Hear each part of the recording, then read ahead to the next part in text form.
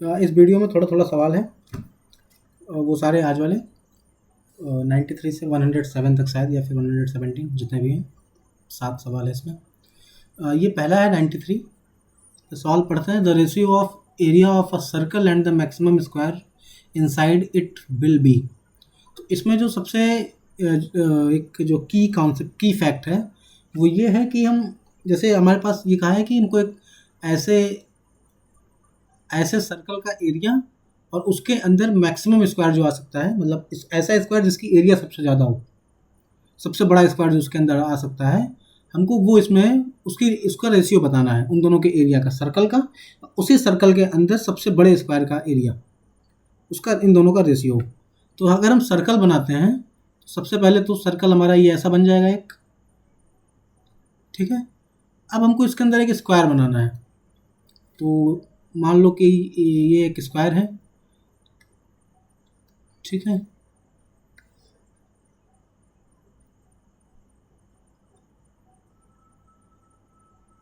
तो जो इसमें समझने की बात है वो केवल इतनी है कि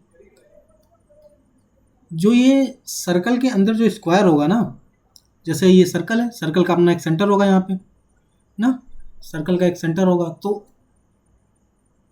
और अगर हम इसको यहाँ से यहाँ तक ज्वाइन कर दें, ये पहले हम फिगर बना लेते हैं, फिर समझाते हैं कि है क्या चीज़, की फैक्ट बाद में समझाते हैं, पहले हम फिगर बना लें, नहीं तो ये बीच में बना नहीं पाएंगे, ठीक है। हाँ, ये बन गया। अब हम समझते हैं इसमें की फैक्ट क्या क्या है। ये जो बीच में पॉइंट है पीला पीला, ये, इसको अगर ओ मान लें तो ये सेंटर हो जाएगा सर्कल का, ए बी सी डी, ठीक। इसमें जो की कॉन्सेप्ट है वो केवल इतना है कि जो जैसे ये एक स्क्वायर है ए बी सी डी, आप इसमें देख रहे हो कि इसकी जो डायगोनल है, डायगोनल कहते हैं विकर्ण को ना, वो क्या है, वो ए सी है, एक ये वाली है, ये जो ये जा रही है। अगर हम 1 मिनट के लिए सर्कल मिटा दें ना, 1 मिनट के लिए अगर हम सर्कल मिटा दिए, तो आपको एक स्क्वायर दिख रहा है केवल, जिसकी 2 डायगोनल है ना, ए सी है और क्या है, ए सी और बी डी, ठीक। अब अगर हम सर्कल यहाँ बना दें, ठीक है,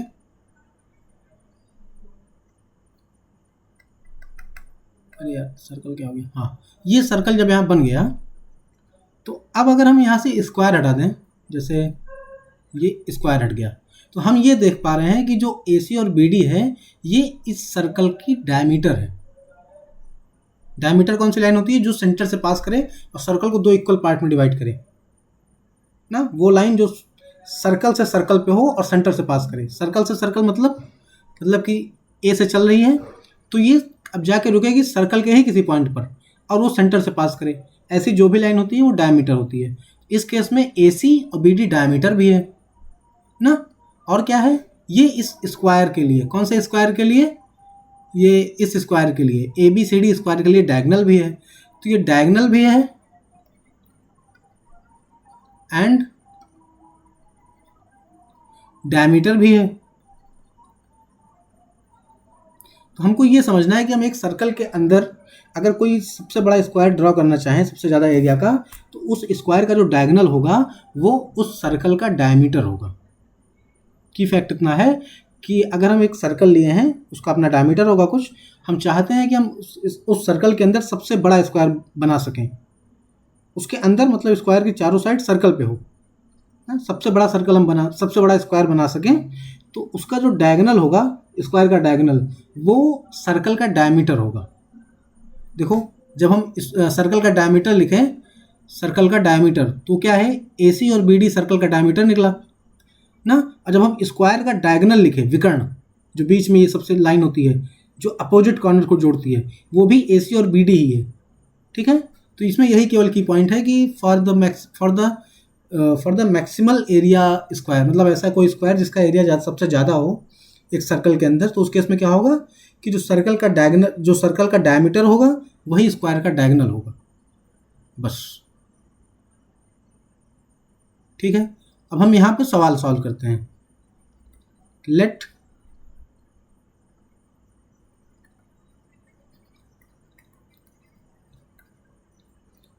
रेडियस ऑफ सर्कल भी आर हमने मान लिया, ठीक है। अच्छा, तो अब देखो यहाँ पे AC कितना होगा, AC ये यहाँ से यहाँ तक R हो जाएगा, फिर यहाँ से यहाँ तक फिर R हो जाएगा। AC डायमीटर है तो डायमीटर कितना होता है, 2R होता है, ठीक। ये AC निकल गया ना, AC कितना निकला, ये पूरा यहाँ से लेकर यहाँ तक, ये यहाँ से लेकर ये पूरा यहाँ तक, ये कितना है, 2R है। अब हमको पता करना है AD और DC, मतलब कि हमको अब स्क्वायर का, देखो जब रेडियस का सर्कल हमको पता है तो हम सर्कल का एरिया लिख सकते हैं पाई आर स्क्वायर, ठीक है। यहीं से हम पहले लिख लेते हैं एरिया ऑफ सर्कल बराबर पाई आर स्क्वायर हो गया। अब हमको क्या पता करना है, हमको इस स्क्वायर का एरिया पता करना है, तब हम उन दोनों का रेशियो ले पाएंगे। स्क्वायर का एरिया पता करने के लिए हमको क्या पता होना चाहिए, स्क्वायर का एरिया पता होने के लिए हमको पता होना चाहिए उसका वो क्या बोलते हैं, भुजा पता होनी चाहिए कि उसकी साइड कितनी है। तो अगर हम एक फिगर यहाँ पे बना लें सेम वाला, ये जैसे बना हुआ है, ये ऐसा स्क्वायर बन गया ये, और ये यहाँ से यहाँ तक 2R है, ये यहाँ से यहाँ तक कितना है, ये है 2R, ठीक है। अगर हम इसको A मान लें, A, तो हम यहाँ देख रहे हैं इन ट्रायंगल ACD में, अगर हम यहाँ पे वो लगाएं पाइथागोरस की थ्योरम लगाएं तो A² plus A² is equal to 2R का square, A² plus A² is equal to 4R square, ठीक। अच्छा, अब देखो 2A² is equal to 4R square, A² is equal to 2R square, A is equal to √2R square, इसका मतलब √2 into R। यहाँ से देखो A हमने क्या माना था, स्क्वायर की साइड,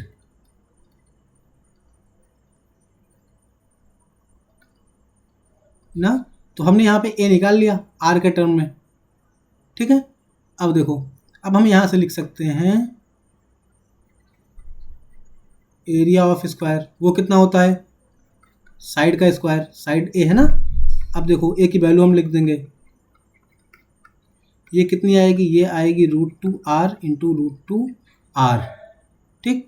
√2 कितना हो जाएगा, 2 हो जाएगा, R कितना, R²। तो यहाँ से एरिया ऑफ स्क्वायर कितना आ गया, 2R², ठीक है। अच्छा, एरिया ऑफ सर्कल कितना है, पाई R²। हमसे किसका रेशियो पूछा है, ratio of area of circle with the maximum square inside. तो अब रेशियो ऑफ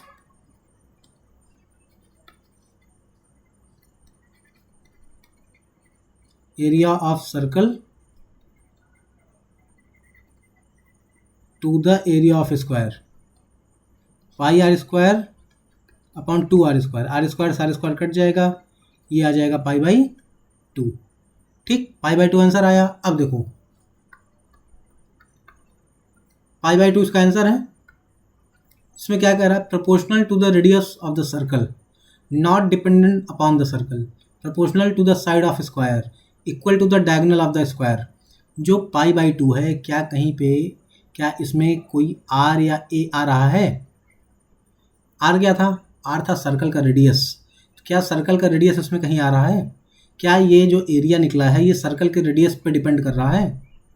अगर इसमें कहीं R आ रहा होता, और अच्छे से अगर हम समझें इसको, तो अगर इसमें कहीं R आ रहा होता, मान लेते हैं कि अगर ये होता πr/2, रेशियो अगर πr/2 होता, तो हम जैसे जैसे R को बढ़ाते वैसे वैसे रेशियो बढ़ता। अगर R, आप यहाँ पे R की वैल्यू 2 रखोगे तो ये पाई आ जाएगा, R की वैल्यू 4 रखोगे तो 2 पाई आ जाएगा, R की वैल्यू 8 रखोगे तो 4 पाई आ जाएगा, ना। तो जैसे जैसे आर बढ़ाते वैसे वैसे ये जो है रेशियो बढ़ता, मगर ये रेशियो कांस्टेंट है। पाई कांस्टेंट नंबर है, कांस्टेंट नंबर को दूसरे कांस्टेंट नंबर 2 से डिवाइड किया गया। पाई की वैल्यू होती है 3.14 के नज़दीक। इसको 2 से आप डिवाइड करोगे तो कुछ नंबर आएगा, कितना आएगा 1.57 ऐसा कुछ करके आएगा। ठीक, तो वो तो एक कांस्टेंट नंबर है ना, वो देखो आर पे डिपेंड नहीं कर रहा है। ठीक, अब फिर से आगे देखते हैं, मतलब कि जो ए वाला ऑप्शन है ये क्या हो गया, ये हो गया गलत। अब सी वाला ऑप्शन है proportional to the side of the square, क्या इसमें कहीं पे ए भी आ रहा है? जो हमने आंसर सही सही निकाला है वो तो पाई/2 है।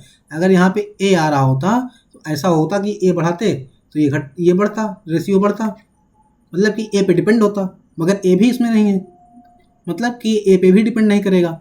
ठीक, तो ये भी खत्म हो गया। फिर क्या है, equal to the diagonal of the square, क्या ये स्क्वायर का डायगोनल कितना था भाई? स्क्वायर का डायगोनल था 2r, क्या ये 2r आया है? 2r तो नहीं आया है ना, ये तो पाई/2 आया है। इसका मतलब क्या था, square equal to the diagonal, हाँ diagonal of the square, diagonal of square 2r, क्या ये 2r के बराबर है? नहीं है, इसका मतलब ये ऑप्शन भी गलत है। Not depend on upon the circle, देखो ये पाई/2 है, पाई/2 की जो वैल्यू है वो हमेशा सेम रहेगी चाहे आपकी रेडियस जितनी भी हो, क्योंकि इसमें आर है ही नहीं ना। पाई/2 की वैल्यू हमेशा फिक्स रहेगी 1.57 ऐसा कुछ करके इसके नज़दीक। ठीक, तो आप चाहे जितने रेडियस का स्क्वायर बना लो, या चाहे जितने रेडियस का सर्कल बना लो, चाहे जितना बड़ा, ठीक, उसमें कुछ चेंज होगा ही नहीं। क्यों? क्योंकि वो दोनों कट जा रहा है, आर यहाँ पे आर स्क्वायर कट जा रहा है। ठीक है, तो चाहे जितने रेडियस का आप इस सर्कल बना लो, उसके अंदर बनेगा जो मैक्सिमम स्क्वायर, उन दोनों का जो एरिया होगा वो हमेशा पाई/2 ही आएगा। ठीक, तो ये वाला ऑप्शन जो है ये जो है क्या हो जाएगा, ये ट्रू हो जाएगा, not depend upon the circle. ठीक, इसमें समझने का कॉन्सेप्ट ये था कि जो स्क्वायर होता है, जो एक किसी सर्कल के अंदर जो स्क्वायर बनता है, उसकी एरिया सबसे ज़्यादा तब होती है जब सर्कल का डायमीटर और स्क्वायर का डायगोनल वो सेम हो जाए, बस। ठीक, उसके बाद क्या है, कैलकुलेशन ही है। अब बढ़ते हैं अगले सवाल पे। ये जो है ये, a number exceeds 20% of itself by 60, the number is. तो सवाल पढ़ो, कोई संख्या अपने 20% से 60 अधिक है। कोई संख्या, तो वह संख्या, इसमें पूछा संख्या कौन सी है, जो हमको नहीं पता है हम वही मान लेंगे। माना संख्या यक्स है,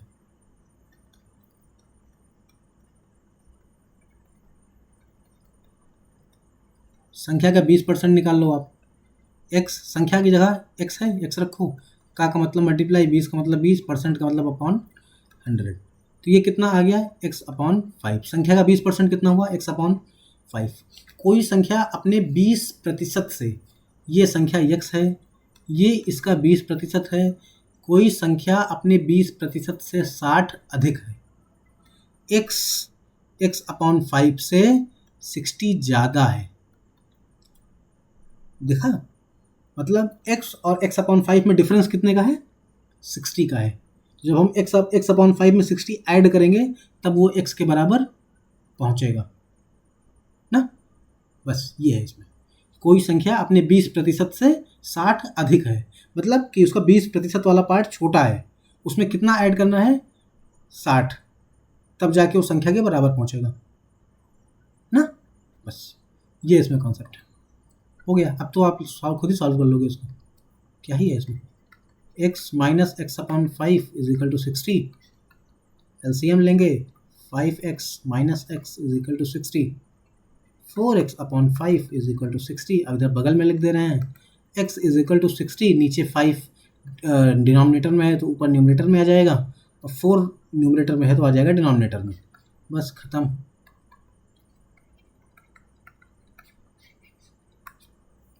ना, चलो अगला सवाल, if the diagonal of the square will be doubled then area of the square will be. अच्छा,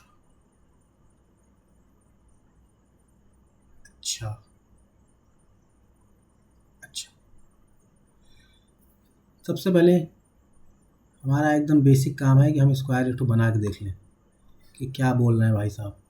ये हमने स्क्वायर बनाया, हम यहाँ मान लेते हैं कि लेट कि माना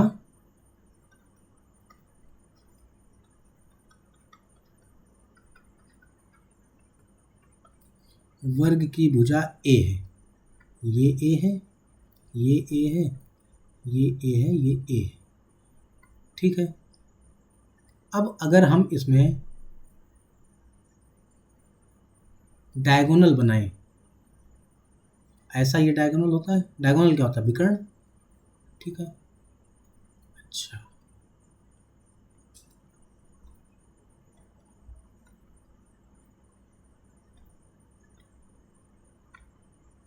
हाँ ठीक, ये है इसका विकर्ण।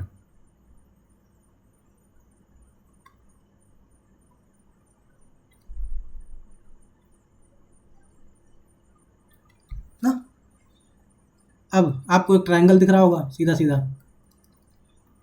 ए B C D, triangle A C D में ना, ये ट्रायंगल है ए सी डी, ये ट्रायंगल है।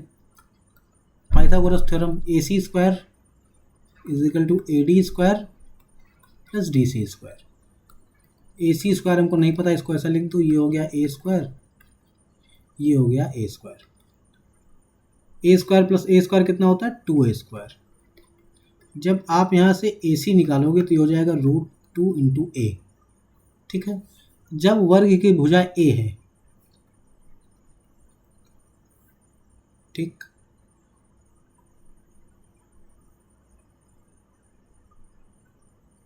जब वर्ग की भुजा ए है तो उसका डायगोनल कितना है? जब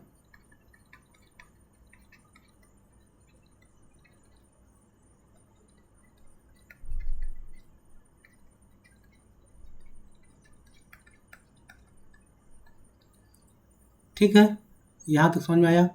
जब वर्ग की भुजा ए है तो उसका डायगोनल √2 है, ठीक है। अब हम पहले क्या करते हैं कि अब इसी बात पे वर्ग का हम क्षेत्रफल निकाल लेते हैं ना। ए भुजा वाले वर्ग का क्षेत्रफल, जब ए भुजा है तो वर्ग का क्षेत्रफल कितना? ए स्क्वायर, ठीक है। अच्छा, अब हमें क्या कहा है कि विकर्ण इसका डबल कर दिया गया है, मतलब ये है। पहले विकर्ण कितना था? पहले विकर्ण था √2a। अब इसको क्या किया कर दिया गया है? नया विकर्ण है,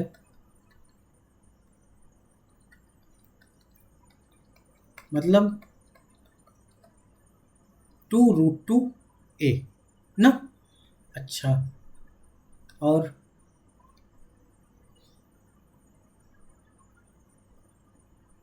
ये कितना हो गया? ये हो गया 2√2a P Q R S। Triangle P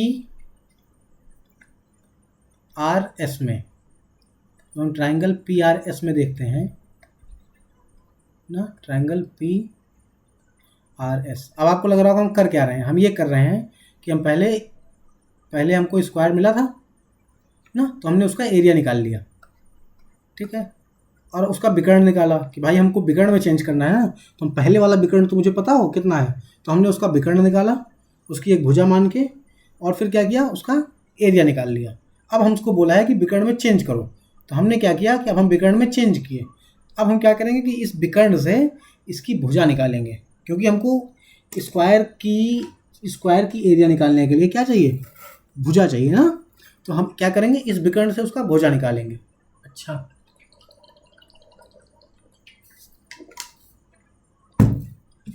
अब देखो,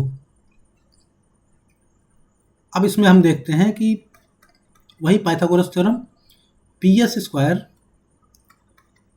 plus SR square is equal to PR square, ठीक।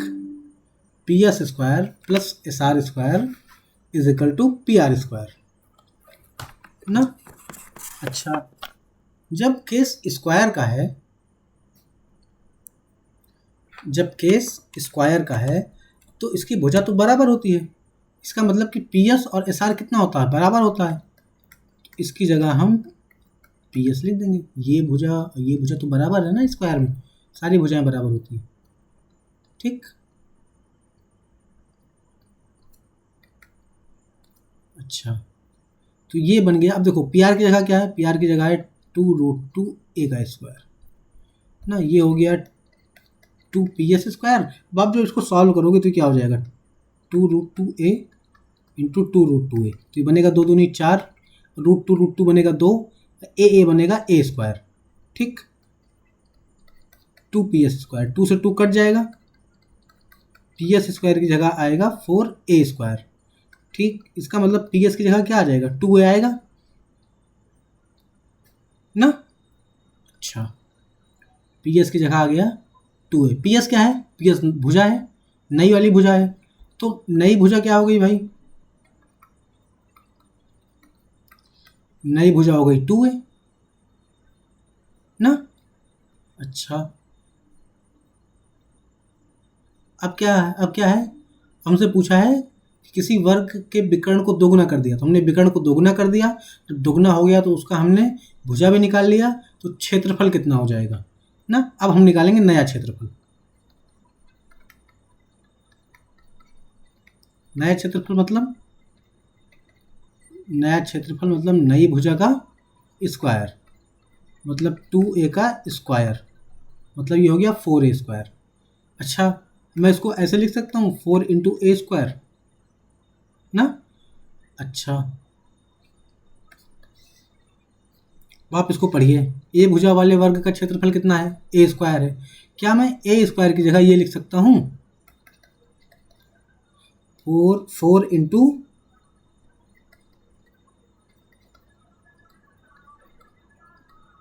जब हमारी साइड ए थी तो उसका क्षेत्रफल कितना था, ए स्क्वायर था ना। जब हमारी साइड ए थी, ए भुजा थी, तो उसका क्षेत्रफल कितना था, ए स्क्वायर था।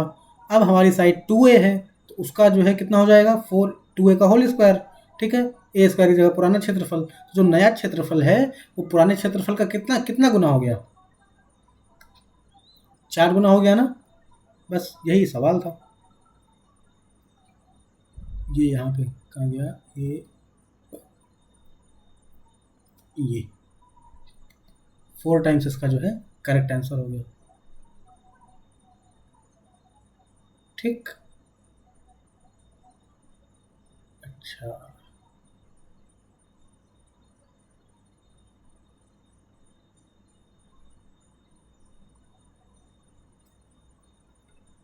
अब बढ़ते हैं अगले अगले वाले उस पर।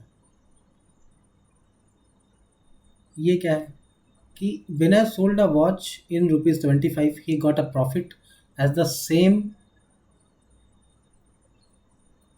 Same cost price of the watch, then cost price.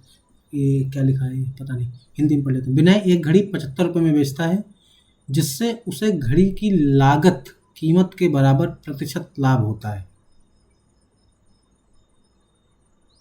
विनय एक घड़ी ₹75 में बेचता है, जिससे उसे घड़ी की लागत कीमत के बराबर प्रतिशत लाभ होता है। तो घड़ी की लागत मूल्य क्या है, सबसे पहले यही मानो जो नहीं दिया है।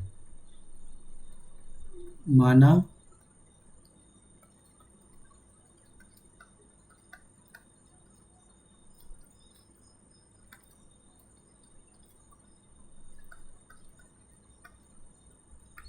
माना घड़ी का लागत मूल्य x है ना, रुपए x है। ये कह रहा है कि जब वो बेचता है तो ये इसका सेलिंग प्राइस हो गया। ये x क्या है, ये x इसका कॉस्ट प्राइस है। ठीक है, तो सेलिंग प्राइस क्या होता है, सेलिंग प्राइस होता है, देखो इसको लाभ हो रहा है ना, कॉस्ट प्राइस प्लस प्रॉफिट ना। अब ये कह रहा है कि प्रॉफिट कितना है, कि उसे घड़ी की लागत कीमत के बराबर प्रतिशत, लाभ कितना होगा, घड़ी की लागत कीमत के बराबर प्रतिशत। ये घड़ी की लागत कीमत है, इसी के बराबर प्रतिशत मतलब x प्रतिशत। ठीक, इसको प्रॉफिट कितना हो रहा है लाला को, इसको प्रॉफिट हो रहा है x%, मतलब x/100। किसका? अब प्रॉफिट कितना होता है, किसका होता है? प्रॉफिट होता है x% ऑफ CP, ठीक है। तो x/100 ऑफ x, ठीक ना। अब बस लिख दो 75 बराबर CP x था, ये हो गया x² 100 ना, ये बन गया क्वाड्रेटिक इक्वेशन। इसको सॉल्व कर लिया जाए बस। कैसे सॉल्व होता है ये देखो बताते हैं। पहले क्या करो, पहले 100 LCM लो, तो यहाँ हो जाएगा 100x, ये हो जाएगा x², ये हो जाएगा 75, ये बन जाएगा x² + 100x is equal to 75,000 ना। इसको ऐसे लिखा जा सकता है x² + 100x इतना बराबर 0।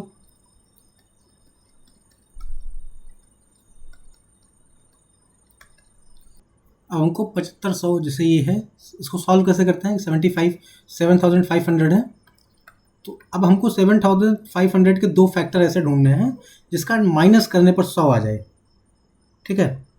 अब देखो ये कैसे होगा, तो इसका एक फैक्टर होगा 50 और एक फैक्टर होगा 150। 50 और 150 को आप माइनस करोगे तो आ जाएगा वो,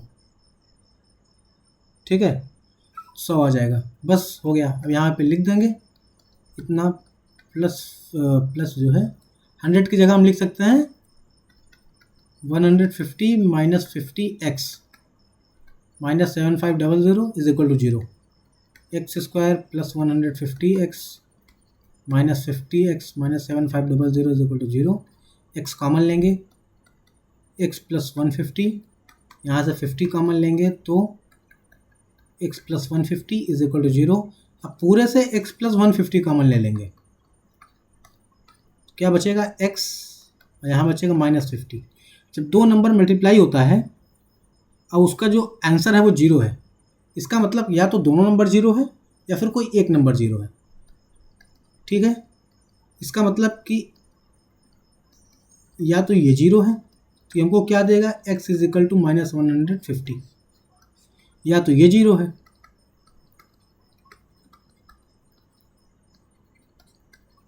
तो x की दो वैल्यू निकल के आई, x या तो -150 हो सकता है या फिर 50 हो सकता है, ठीक है। जब हम अपने सवाल के पास गए तो हमारा सवाल बोला कि भाई घड़ी की लागत मूल्य बताओ, तो लागत मूल्य तो माइनस में आएगी नहीं ना, तो ये वाला हो गया गलत, ये हमारा हो गया सही। तो लागत मूल्य क्या है? 50 हो गया, ठीक। तो घड़ी की लागत मूल्य कितनी निकली? कॉस्ट प्राइस 50 रुपये, ठीक है। अच्छा, ये तो हो गया इसको सॉल्व करने का वैसा तरीका लंबा वाला। अगर हम इस मेथड से करेंगे तो नहीं कर पाएंगे, समय लगेगा। तो हम क्या करेंगे, हम इसको ऑप्शन से चटकाएंगे, ठीक है। अब देखो ये घड़ी 75 रुपये में बेची जा रही है ना, और उसमें लाभ की भी बात हो रही है। 75 रुपये इसका सेलिंग प्राइस है, हमसे कॉस्ट प्राइस पूछा है। तो क्या जब लाभ होगा तो क्या कभी कॉस्ट प्राइस सेलिंग प्राइस से ज़्यादा हो सकता है? जैसे तुम आंवला लाए 100 रुपये का, तुम उसको बेच रहे हो 50 रुपये में, तो क्या तुमको कभी लाभ होगा? तुम्हारा कॉस्ट प्राइस 100 है, सेलिंग प्राइस 50 है, कभी लाभ होगा, प्रॉफिट होगा? नहीं होगा। तो हमेशा जब तुमको प्रॉफिट कमाना है तुमको ज़्यादा पैसे में बेचना है, मतलब तुमको सेलिंग ज़्यादा करनी है, मतलब सेलिंग प्राइस उसका हाई होगा, ठीक है। मतलब कि 75 रुपये हमेशा जो है ये कॉस्ट प्राइस से बड़ा होगा ना, SP बड़ा होगा CP से, ठीक। जब SP CP से बड़ा होगा तो इसका मतलब हमको निकालना क्या है? CP लागत मूल्य। तो CP वो वाला होगा जो इससे छोटा होगा सेलिंग प्राइस से, 75 बड़ा होना चाहिए ना। तो ये दोनों ऑप्शन तो पहले कट गए, ठीक।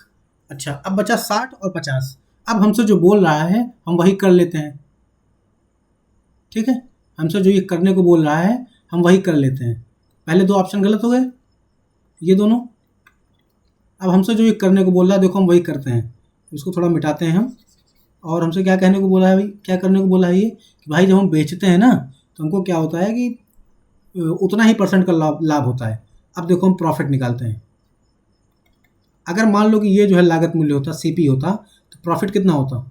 60% ऑफ CP मतलब 60% ऑफ 60 मतलब 60 इंटू 60 अपॉन 100 मतलब 6×36, ये तो प्रॉफिट हो गया। और CP जो हमने माना है वो भी 60 है। सेलिंग प्राइस कितना 60 प्लस 36, ये हो गया 96। तो क्या 96 सेलिंग प्राइस है? नहीं, तो ये ऑप्शन भी गलत हो गया। ठीक, अच्छा, अब फिर से वही काम। अब हम फिर से मानते हैं कि हम मान लेते हैं कि हमारा लागत मूल्य 50 रुपये है। अभी लागत मूल्य 60 माने थे, अभी 50 मानते हैं। तो प्रॉफिट कितना होगा?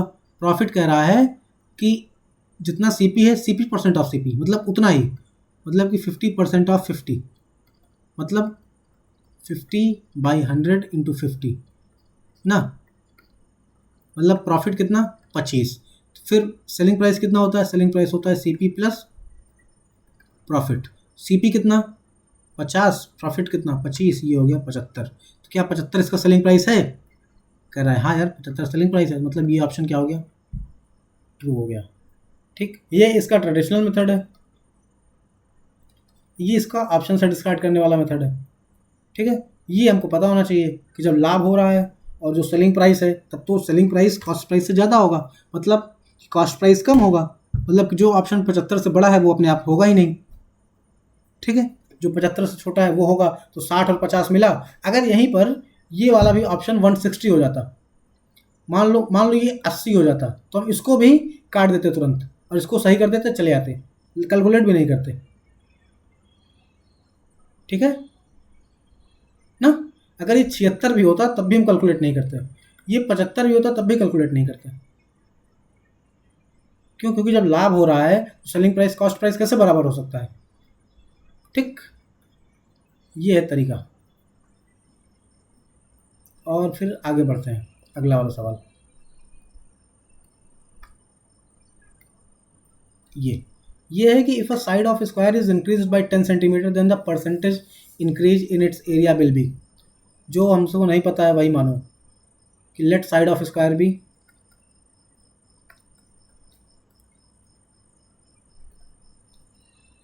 ए, देन एरिया की जगह लिखते हैं ओरिजिनल एरिया। ओरिजिनल एरिया क्या होता है? साइड स्क्वायर होता है। ये सवाल पहले की बार किए थे हम लोग, याद नहीं होगा शायद, कोई बात नहीं। देन ओरिजिनल एरिया क्या हो गया? ए स्क्वायर हो गया। अब हमको क्या है कि न्यू साइड क्या है? Side of square is increase by 10 centimetre. A है, ए में कितना इंक्रीज किया गया? 10 सेंटीमीटर, यही लिखा जाएगा ए प्लस ए बाई 10। इसको जब आप सॉल्व करोगे तो आएगा 11a/10। बस हो गया, ख़त्म सवाल। न्यू एरिया क्या होगा? न्यू एरिया होगा न्यू साइड का स्क्वायर। ठीक है, 11a/10 का स्क्वायर, ये हो जाएगा 121a² 100। ठीक है, फिर क्या बोला है? Then percentage increase in its area. Percentage increase क्या होता है पता है? परसेंटेज इंक्रीज होता है कि चेंज, परसेंटेज इंक्रीज क्या होता है? चेंज किसी भी चीज़ में अगर परसेंटेज इंक्रीज है तो जितना चेंज हुआ है एरिया में, नहीं साइड में भी तब भी, वॉल्यूम में भी तब भी, किसी भी चीज़ में ना, केवल इसी स्क्वायर से रिलेटेड ही नहीं है, बाकी चीज़ों में भी परसेंटेज इंक्रीज कितना होता है? Change upon original into 100। अब चेंज क्या होगा? चेंज होगा जो नया वाला है, यहाँ चेंज निकाल लेते हैं हम लोग रफ में। चेंज कितना हुआ है? अब इतना हो गया है ना, पहले इतना था। जब इसको सॉल्व करोगे तो ये आएगा 21a² अपॉन 100। ठीक है, ये चेंज है, तो ये हो जाएगा, कितना हो जाएगा? 21a² upon 100। ओरिजिनल कितना है? a² into 100। ठीक, अब इसको फिर से आगे सॉल्व कर लेंगे थोड़ा से, तो ये हो जाएगा 21a² अपॉन 100 ना, मल्टीप्लाई 1/a² इंटू 100। तो 100 से 100 कट जाएगा, a² से a² कट जाएगा, ये आ जाएगा 21%। ठीक, पहले हमको ये पता करना है इसने बोला है कि एरिया में कितना चेंज होगा। ठीक है, तो हम पहले क्या किए, पहले हम ओरिजिनल एरिया निकाले, वो ए स्क्वायर आ गया। फिर ये बोला कि साइड चेंज होगा, हमने कहा ठीक है कर दो। इसने साइड को चेंज किया, हमने तुरंत इसको नया एरिया बताया कि भाई ये नया एरिया है। फिर ये बोला कि अच्छा बताओ चेंज परसेंटेज कितने परसेंट चेंज हुआ। तो हमने कहा कि अच्छा रुको, तो हमने चेंज पहले निकाला कि चेंज ही कितना हुआ। चेंज हुआ 21 ए स्क्वायर बाई 100। फिर ये बोला परसेंट चेंज कितना हुआ। परसेंट चेंज होता है जितना चेंज हुआ है जितना ओरिजिनल था इंटू 100। तो जब ये लिखा गया 21 ए स्क्वायर बाई 100 अपॉन में ए स्क्वायर इंटू 100, जब आप इसको सॉल्व करोगे तो ये कितना आएगा 21%। ठीक, अच्छा ये वाला सवाल, the product of age of Mohan before 5 year and after 9 year is 15। तुरंत मान लो जब मोहन की वर्तमान आयु क्या है, एक्स है मोहन की वर्तमान आयु। मोहन प्रेजेंट एज कितना है, एक्स है। ये बोला है कि the product of age of Mohan before 5 year X minus 5 and after 9 year X minus 9 is equal to 15। बस खत्म सवाल। इसको सॉल्व कर लो। इसको सॉल्व कैसे करोगे, एक्स इसको खोलोगे तो X minus 9 minus 5 X minus 9 is equal to 15। X square minus 9x minus 5x minus minus minus कितना हो जाएगा प्लस, 9 पच्चे 45, 15 इधर प्लस में इधर आएगा माइनस में हो जाएगा बराबर 0। X square minus 14x plus 30 बराबर 0। अब हमको 30 के ऐसे दो फैक्टर ढूंढने हैं जिसको कि प्लस करने पर 14 आ जाए। गलत तो नहीं कर रहा हूँ, नहीं यहाँ प्लस होगा, sorry sorry sorry, I am really very sorry, I am really very sorry. 5 साल पहले ये हो गया, 9 आफ्टर 9 ईयर ना, तो ये प्लस होगा, सॉरी सॉरी। तो ये हो गया, देखो मैथ किसी की सगी नहीं है। अब आप एक चीज़ गलत करोगे सवाल गलत हो जाएगा। आप मतलब मैं, जैसे मुझसे ही हो गया, अब मैं कवर कर रहा हूँ। X square plus 9x minus 5x minus 45, 15 इधर प्लस इधर आया minus is equal to 0। X square इसको सॉल्व करोगे प्लस 4x आएगा, इसको सॉल्व करोगे माइनस 60 आएगा, इधर 0। अब हमको 60 का यहाँ माइनस लगाया ना, 60 का ऐसा दो फैक्टर ढूंढना है जो घटाने पे 4 आ जाए। इसको गुणा करोगे 60 आ जाएगा, इसको घटाओगे तो 4 आ जाएगा। मुझे इतना जल्दी कैसे पता है, क्योंकि हम लोग इसकी बहुत सवाल किए हैं 10 में, और हम बाद में भी करते रहते हैं, तो हमारे दिमाग में बैठ गया है कुछ कुछ। ठीक है, x square plus 10x minus 6x minus 60 is equal to 0। X common लेंगे, x प्लस 10, यहाँ से माइनस 6 कॉमन लेंगे तो x plus 10 is equal to 0। यहाँ से x प्लस 10 ही पूरा कॉमन ले लेंगे, तो यहाँ क्या बचेगा, x बचेगा, यहाँ माइनस 6 बचेगा, ये इज इक्वल टू 0 हो जाएगा। अच्छा, फिर वही बात कि जब दो नंबर का गुणा 0 है तो या तो ये 0 हो या ये 0 हो ना। या का मतलब होता है कि दोनों में से एक भी हो जाए या दोनों हो जाए, तब भी हमारा काम हो जाएगा। जब दो नंबर का गुणा 0 आ रहा है, इसका मतलब या तो दोनों नंबर 0 हो या फिर कम से कम एक नंबर उसमें से 0 हो। तो पता नहीं कौन सा होगा, तो करके देख लेते हैं। x इज इक्वल टू यहाँ से आएगा माइनस 10, यहाँ से x इज इक्वल टू 6 आ जाएगा। अब क्योंकि एज की बात हो रही थी तो एज निगेटिव तो होगा नहीं, तो ये यहाँ से कट जाएगा, यहाँ से आ जाएगा x इज इक्वल टू 6। यही हमारा आंसर होगा। इसको चेक कर लेते हैं। ये क्या बोला है कि 6 आया था ना, तो 5 साल पहले मतलब 1 साल का था ये, और 9, हाँ गलत आ गया यार, मैंने फिर से गलत कर दिया। ओ राजा जी बाजा बाजी कि ना बाजी,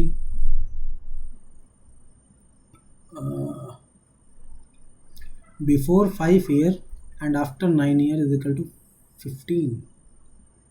तो x plus 9 minus 5x plus 9, x square plus 9x minus 5x minus 45, सब तो सही चल रहा है। 9 4 60 -6 कॉमन +10 x बराबर 6 1 6 9 15 सही तो है। हाँ सॉरी तो x -5 का मतलब 1, x +9 का मतलब x का 6 था, 6 और 9 कितना 15 ना, तो ये 5 साल पहले, ये 9 साल बाद, तो ये हो गया 15। ठीक, थोड़ा डिस्टर्बेंस हो गया क्या, आ गया ना समझ में कि मान लो कि अभी x ईयर का है तो 5 साल पहले x -5 हो जाएगा और 9 साल बाद x +9 हो जाएगा तो ये 15 हो जाएगा। बस इसको जो है सॉल्व करते गए आ गया।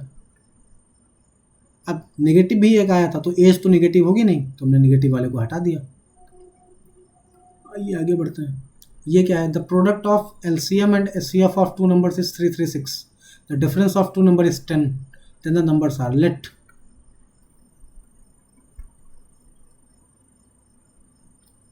let one number be x,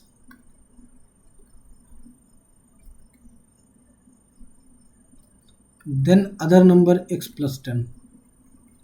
आपका हो गया है, ये कैसे हो गया, क्योंकि इन दोनों का अंतर कितना है 10 है, तो अगर एक नंबर x है तो दूसरा नंबर x + 10 हो जाएगा, या फिर आप x - 10 भी ले सकते हो, इसमें कोई बात नहीं है, वो अपने आप आ जाएगा आंसर उसका सही सही। तो चाहे x + 10 लो चाहे x - 10 लो। ठीक, अगर ये दूसरी कंडीशन का हम यूज कर रहे हैं, ये वाला कंडीशन जो इसमें ये दिया हुआ है, the difference of two number is 10, तो हमने एक नंबर माना, दूसरा हमको अपने आप मिल जाएगा x + 10 ना। अब हम पहली वाली कंडीशन का यूज कर रहे हैं, the product of LCM and HCF of two number is 336। हम एक चीज़ जानते हैं बहुत अच्छे तरीके से कि अगर दो नंबर है a और b, तो LCM of a and b multiply HCF of a and b, ये हो जाएगा a × b। समझे आप? ठीक है, अगर दो नंबर है a और b तो उनका जो एलसीएम और एचसीएफ को गुणा करने पे जो आएगा वही आएगा उन दोनों नंबर को गुणा करने पर ना। हाँ, ये आप पहले से जानते हो, बस यहाँ पे लिख दो। ऐसे क्या लिख दोगे कि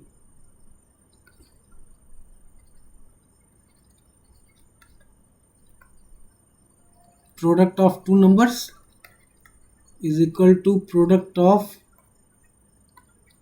देयर एलसीएम एंड एचसीएफ। बस प्रोडक्ट ऑफ टू नंबर कितना दिया है, प्रोडक्ट ऑफ टू नंबर क्या हो जाएगा, यहाँ से x एक नंबर है, दूसरा नंबर x + 10 है, और उनके एचसीएफ और एलसीएम का प्रोडक्ट कितना है 336। खत्म सवाल।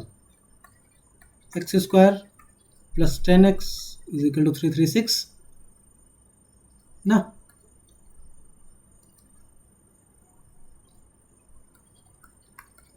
x² + 10x - 336 = 0।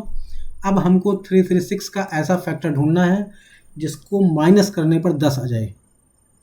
ठीक है, ये मुझे भी नहीं आता है, अब इसको ढूंढते हैं थोड़ा से। 6 से ये डिवाइड हो जाएगा, हमको दिख रहा है, ये हो जाएगा 5 6 से डिवाइड करने पर 56 आएगा। इसको 56 को और थोड़ा तोड़ते हैं, 56 फिर डिवाइड हो जाएगा 6 से, तो हाँ ये आ गया, ये है 24 और 14। कैसे, 14 चौको 56 हासिल 5, 14 दूना 28, 28 5 33। ठीक, तो दो नंबर कौन कौन से हैं 24 और 14। अब देखो हम इसको ऐसे लिखते हैं, x² 10 की जगह लिखेंगे 24 - 14x - 336 = 0, x² + 24x - 14x - 336 = 0। x common लेंगे तो x + 24 यहाँ आ जाएगा, यहाँ से -14 कॉमन लेंगे तो x + 24 यहाँ आ जाएगा, ये 0 हो जाएगा। अब हम पूरे से x + 24 कॉमन ले लेंगे तो ये x - 14 हो जाएगा, ये 0। अब वही बात कि या तो ये 0 या फिर ये 0, तो यहाँ से ये आ जाएगा,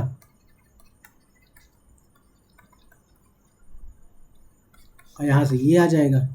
x क्या माना हुआ था हमने माना हुआ था x कोई नंबर है, ठीक है, तो नेगेटिव वाला हम लोग नहीं लेंगे, क्योंकि उसका एलसीएम एचसीएफ अलग तरह से डिफाइन होता है।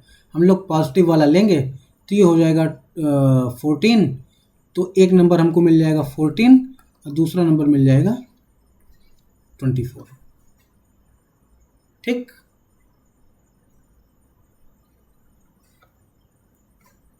फोर्टीन और 24। अब आते हैं अगले सवाल पे। ये बढ़िया सवाल है। बढ़िया क्या है, थोड़ा इजी टाइप का है बट कॉन्सेप्चुअल है। ये क्या कहता है कि ये किससे डिवाइड होगा।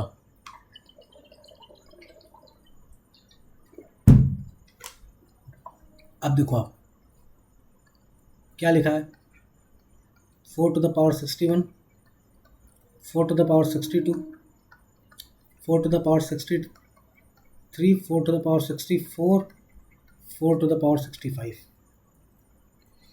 अच्छा, अब आप एक चीज़ जानते हो कि जब ऐसे लिखा रहे ऐसे, तो हम इसको ये लिखते हैं a to the power m, और सब ब्रैकेट लगा के ऊपर n लिखा हो, तो इसका मतलब हो गया ये।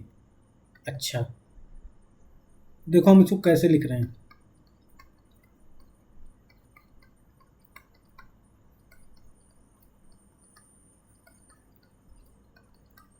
आपको लगेगा कि ये स्टेप बढ़ा रहा है, मगर ये काम क्या है।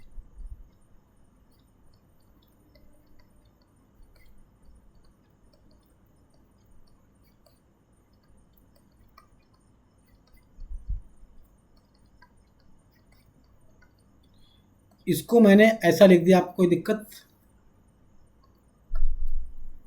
क्या था। अंदर 4 था, हम 4 को 2 स्क्वायर लिख सकते हैं कि नहीं, लिख सकते हैं। अब इसका प्रयोग करते हैं हम, ये क्या हो जाएगा,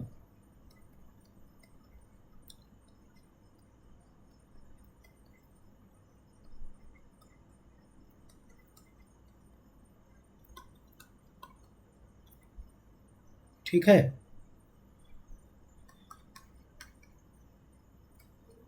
ये आपको पता है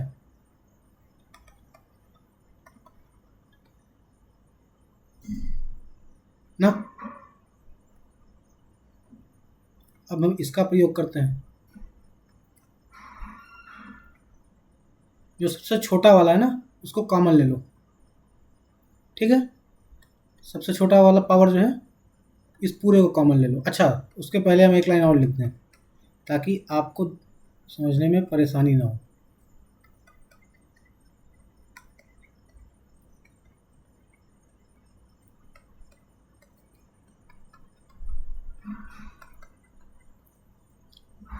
देखो क्या किया गया है, ये 124 को ऐसा लिखा जा सकता है कि नहीं ना। अब यही अगर 2 के पावर पे हो जाएगा तो ये अलग अलग हो जाएगा कि नहीं, यहाँ गुणा का साइन आ जाएगा, ये इस वाले इससे a टू द पावर 124 को लिखा जा सकता है a to the power 122 plus 2 ना। तो ये m हो गया, ये n हो गया, ये हो जाएगा a to the power 112 multiply by a to the power 2। ठीक, एक ही जगह भाई यहाँ पे 2 है ना। जैसे देखो ये 126 था, इसको हम लिख सकते हैं 122 प्लस 4 ना। 122 2 टू द पावर 122 प्लस 4 कैसे लिखा जाएगा, 122 into a to the power 4 ना। बस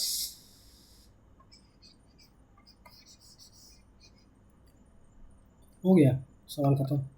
सबसे छोटे वाले को कॉमन ले लो आप, तो क्या बचेगा, यहाँ से 1 बचेगा, यहाँ से 2 स्क्वायर बचेगा, यहाँ से 2 की पावर 4 बचेगा, यहाँ से 2 की पावर 6, यहाँ से 2 की पावर 8। अब हमसे ये बोला है कि ये किससे विभाजित होगा, तो अब हमको इसको सॉल्व करना है। अंदर वाले को सॉल्व कर लेते हैं।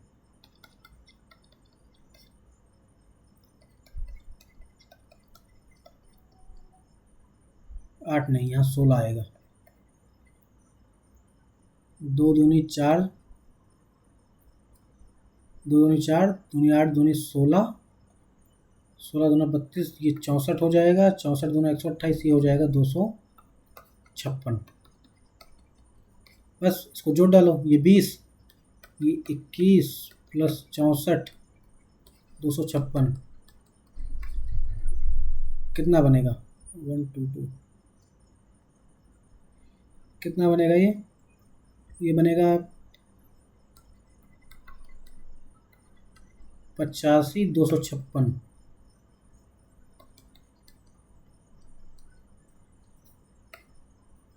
एक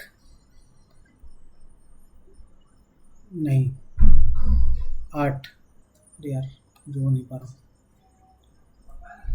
6 5 11 के 1 हासिल 1, 8 6 14 की 4 हासिल 1, 2 1 3। ठीक है, ये बन गया। अब देखो जो नंबर था हमारा, ये इतना बड़ा नंबर लिखा था 4 वाला, उसको हम ऐसा लिख सकते हैं 2 to the power 112 इंटू 341। अब देखो ये पूरा बहुत आसान आसान मतलब कि एकदम बेसिक चीज़ है, इससे आप कभी कंफ्यूज नहीं होगे। 341 को भी तोड़ो ना, ये किससे टूटेगा? ये टूटेगा 11 से।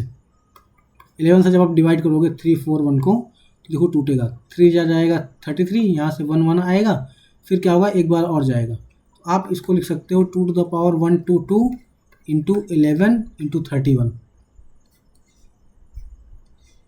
ना। इसको देखो अब हम यहाँ पे लिखते हैं, इस पूरे नंबर की जगह हम लिख सकते हैं 2 to the power 122 into 11 into 31 ना। अब आप देखो ये एक पूरा नंबर है, ये 2 से भी डिवाइड हो जाएगा, 11 से भी डिवाइड हो जाएगा, 31 से भी डिवाइड हो जाएगा। ठीक, तो 11 ऑप्शन में है तो ये सही है। अगर ऑप्शन में 31 भी होता तब वो 31 भी सही होता। ऑप्शन में कहीं 8 होता तो 8 भी सही होता। क्यों? क्योंकि यहाँ पे है ना 2 की पावर 8 क्या होता है? 2 की पावर 3 तो होता है। जब आप इसको 2 की पावर 3 से डिवाइड करोगे तो कट जाएगा कि नहीं? यहाँ तो 3 माइनस हो जाएगा ना। I hope you are getting it. ठीक है, तो ये कोई भी नंबर जो ऐसा दिया रहे कि इस तरह ये किससे किससे डिवाइड होगा, तो उसको आप उसका प्राइम फैक्टराइजेशन कर डालो। प्राइम फैक्टराइजेशन क्या होता है कि जैसे ये है, जैसे 50 है, तो इसका प्राइम फैक्टराइजेशन क्या हुआ? 2 इंटू 25 हुआ। ये क्या हो गया? 2 इंटू 5 का स्क्वायर, मतलब 2 की पावर 1 इंटू 5 की पावर 2। अब क्या हम पूछें कि 50 जो है ये 5 से कटेगा? हम कहेंगे हाँ। 25 से कटेगा? हाँ, क्योंकि 25 क्या है? 5 स्क्वायर है तो ये कट जाएगा। अच्छा, और थोड़ा अगर खतरनाक एग्जांपल अगर हम लें, खतरनाक इन द सेंस कि और थोड़ा समझने वाला ना, तो जैसे कि 1331 नहीं,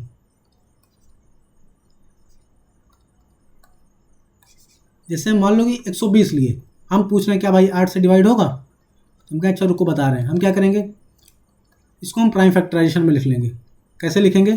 देखो 120 को लिखा जा सकता है, बहुत सारे तरीके हैं लिखने के। 10 गुणे 12, 10 को लिखा जा सकता है 2 गुणे 5, 12 को लिखा जा सकता है 2 गुणे 6, 2 गुणे 5 गुणे 2 गुणे 2 गुणे 3, 2 की पावर 3 इंटू 3 इंटू 5। अभी हमसे पूछा भाई 8 से डिवाइड होगा क्या? तो हमने देखा कि 8 का कॉम्बिनेशन बना पाएंगे क्या हम यहाँ से? हम देखें कि 2 की पावर 3 8 होता है, ये मल्टीप्लाई में है, तो मतलब कि अगर हम इसको 8 से डिवाइड करेंगे तो ये वाला पार्ट हट जाएगा, रिमाइंडर कुछ बचेगा नहीं। हम कहें हाँ भाई डिवाइड हो जाएगा, ले आओ 8। अच्छा, फिर कोई अलग आदमी आया, वो बोला क्या ये 6 से डिवाइड होगा? हम कहें 6 बना सकते हैं क्या इसमें से? तो अगर एक 2 ले लें और एक 3 ले लें, क्या 6 बन जाएगा? बन जाएगा। हम कहें हाँ डिवाइड हो जाएगा। फिर कोई एक महान आदमी आएगा, कहेगा 15 से डिवाइड होगा? हम कहें 15 बना सकते हैं क्या हम इसमें से? 2 इंटू 2 इंटू 2 इंटू 3 इंटू 5 से 15 बना सकते हैं? तो कहेगा तो हाँ, वो क्यों कहेगा? हम कहेंगे, तो हम पूछे कि भाई 15 बन सकता है? ये कहा हाँ इससे बन जाएगा। तो हम कहें ठीक है हाँ डिवाइड हो जाएगा। फिर कोई आएगा कहेगा कि ये जो है किससे, हाँ 24 से डिवाइड होगा? हम कहेंगे 24 बना पाएंगे क्या हम इस कॉम्बिनेशन में? तो 2 दूनी 4 दूनी 8, 8 त्रिक 24, 24 बन गया। हम कहें हाँ डिवाइड हो जाएगा। तो कोई भी अगर डिविजिबिलिटी चेक करनी है बड़े बड़े नंबर की, तो क्या करो, उसको प्राइम फैक्टर में लिख लो। जिससे से डिवाइड करने को कहा है, देखो कि क्या उसमें क्या वो बन पाएगा उसमें। अगर वो बन जा रहा है तो मतलब वो डिवाइड हो जा रहा है। ठीक, इस तरह। और भी अगर आपके पास कुछ डाउट हो तो आप उसको भेजें।